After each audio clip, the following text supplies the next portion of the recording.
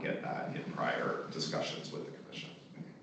And then that second question and the clarification, Mr. Chair, of the $153.7 million for our community college increase at current service level, I'm wondering roughly what share is absorbed by the net per as employer rate rising from about 12.5 to 20% of payroll versus dollars that reach instruction and student services?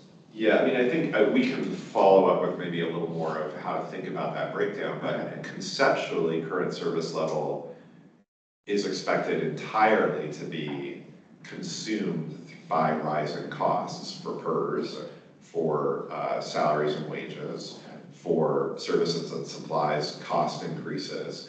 So sort of the concept of current service level is that by funding it, you keep up with rising costs, but you don't expand services, right? You don't hire new faculty or staff. You don't, create new programs or courses. Of course, at the institutional level, there is a whole set of decisions that they have authority for that can result in those kinds of activities, but typically it would mean, as for us, sort of cutting in one place to add somewhere else. Thank you, and I appreciate that. That's something that I wasn't fully aware of. And then I guess lastly, when the legislature asks whether 17.8% is new capacity or pension backfill, this commission should be able to answer that precisely. I'm wondering for the outdoor school clarification that we've heard from this morning. So does the $63.2 million current service level restore the full Measure 99 formula amount for ODS, and then, or does the gap remain against the 4%? Do you have the answer to that, Jim? So a gap still remains, Okay. But let me clarify that ballot measure 99 that was passed in 2016 authorized the lesser of 4% lottery proceeds or 22 million annually adjusted for inflation thereafter. So in our back of the envelope math, a full 4% would be around 77, 80 million. And table B.9, the lottery forecast on page 69 of the May 20th forecast, includes a total for the outdoor school education fund of 63.17 million. So our understanding is that that's based on the 22 million a year adjusted for inflation, and that's what we included in CSL, which is a 31% increase from biennium to biennium. Okay. That's all. Thank you. I really appreciate your answer. Yep. For outdoors. Yeah. Okay. We think it is. Yeah. Any other questions on the agency requested budget? So as our director's already indicated, this is our last review of it before we approve it. Yes, Commissioner Sorry Smith. for my ignorance in this area, but there are a set of programs, statewide programs, that need to be reauthorized each year, and so HECC oversees those. We sunsetted funding for them because those Senate bills sunset, but there's maybe, so then it all is in the legislature from there to reauthorize those programs. Jim, did you hear that question? No. Okay, so it's complicated. There are programs and institutions that who get funding through the HECC budget that are continuing and are part of current service level.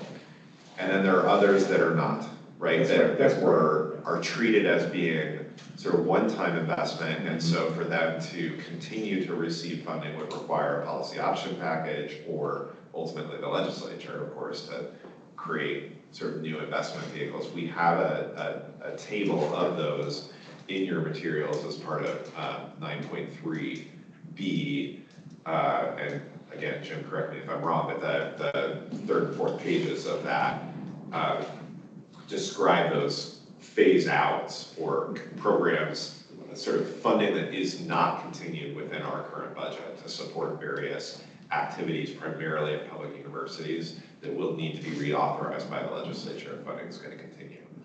Jim, did I describe that? That's exactly right. And there, I apologize, it's in small print, but the phase outs for each and every one of those programs is noted. There are 24 public university state program, individual programs that are continuing. So we did have a phase out for OSU Foundation, the Agri-Stress Helpline, the Agricultural Industry Labor Studies Standards was phased out.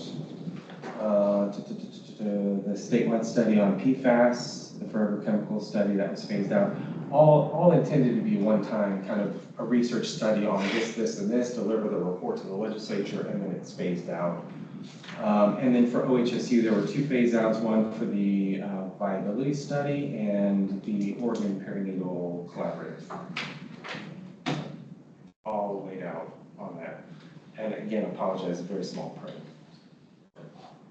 I just note, I think our role is, we don't get to phase out a program, we phase out as a fund. Actually, we don't do that, it's dictated. So it's just, I mean, as I think Director Can has already indicated, individual institutions may choose to do different things with the resources that they have. And so, but the fund that's specifically designated is answered with this biennium. So. Yeah, I wanted to, if I may, Mr. Chair, just briefly say that within the university and community college CSL, on a separate document that we included with materials, the CSL itself is laid out by components, so retirement, healthcare, pension obligation bonds, personnel services, and the others. So real quickly, I'll just tell you the retirement contribution, which is PERS and ORP, is about 25% of CSL.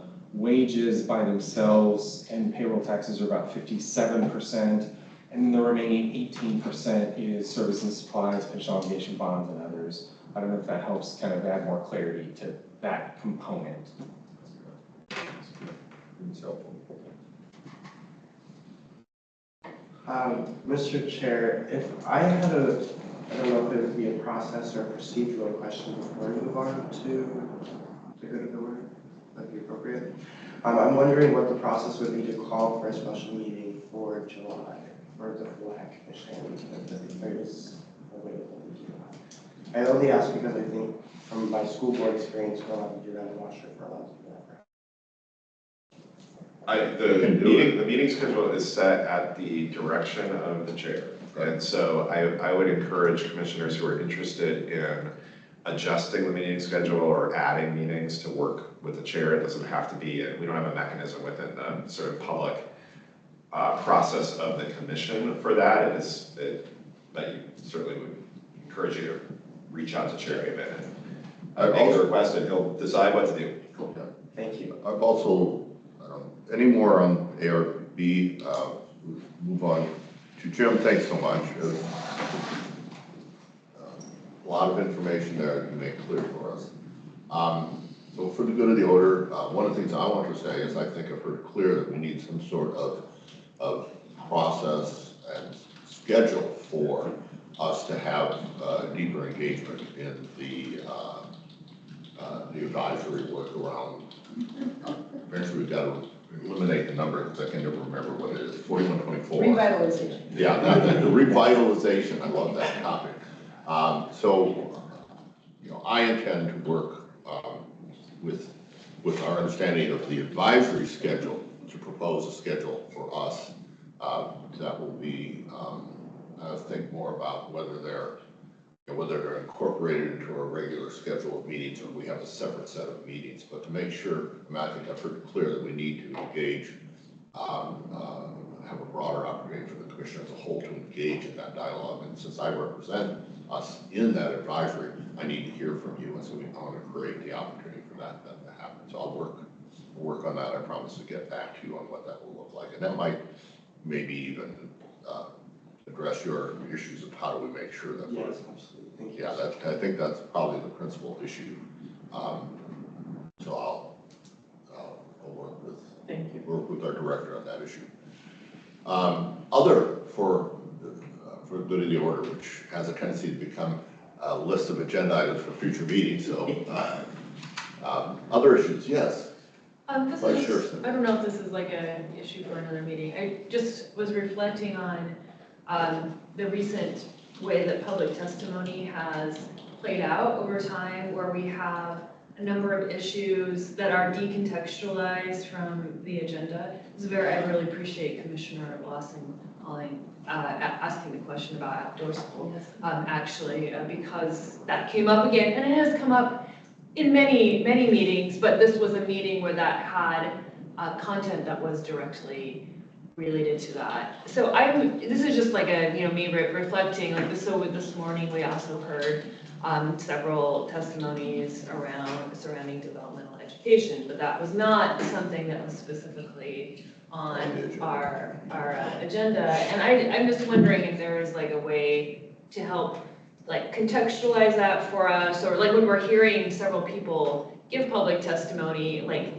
giving like this, like that issue, this will actually is connected to a decision that was made in the future, made in the past, not made by the HECC at all, like sort of like a post after the fact kind of, like it becomes part of the record of the meeting, so that we just have a way to sort of digest what happens in that public testimony session, because it just feels of late it has been varied and not always directly related to something on our agenda.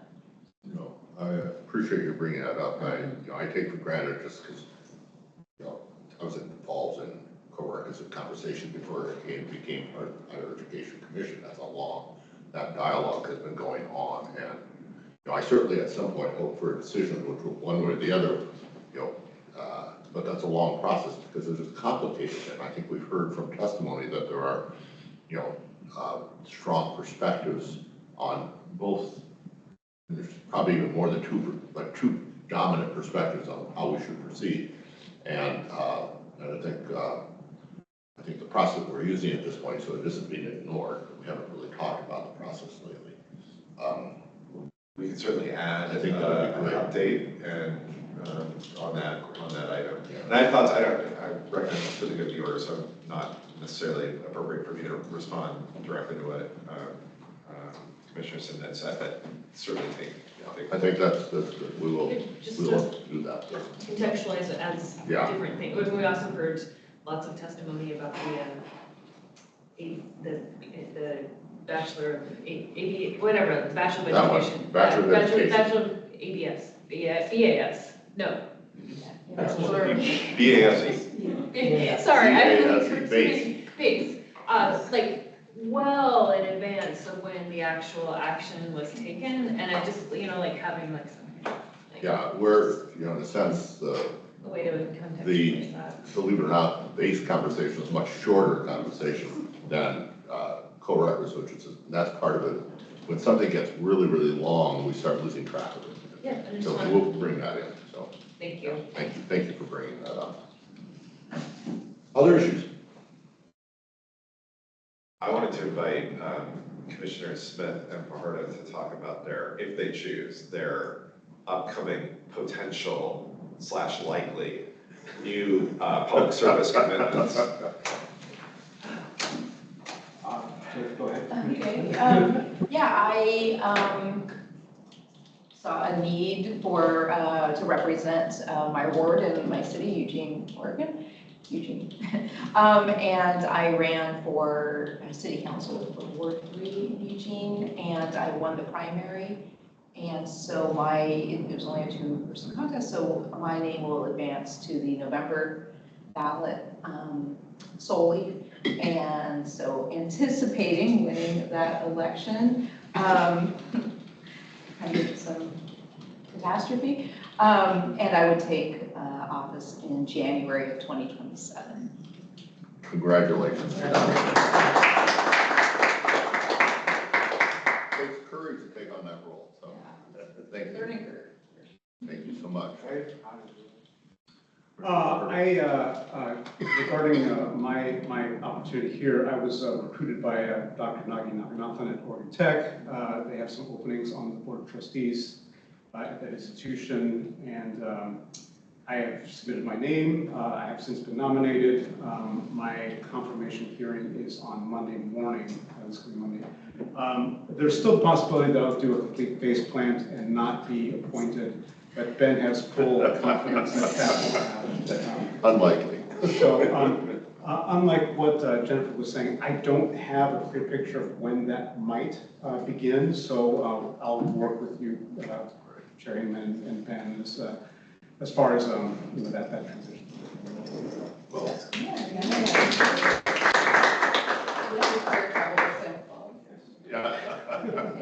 Taking that on notice. Well, I'll just, Sorry, go ahead, please finish your comment. I didn't want to interrupt. no, I was just going, congratulations to both of you. I think these are amazing opportunities for you to continue to serve. You'll be deeply missed here, assuming this happens the way we anticipate it will.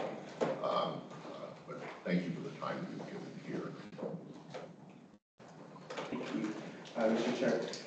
Just one thought that I had as a new commissioner and a community college student commissioner since October.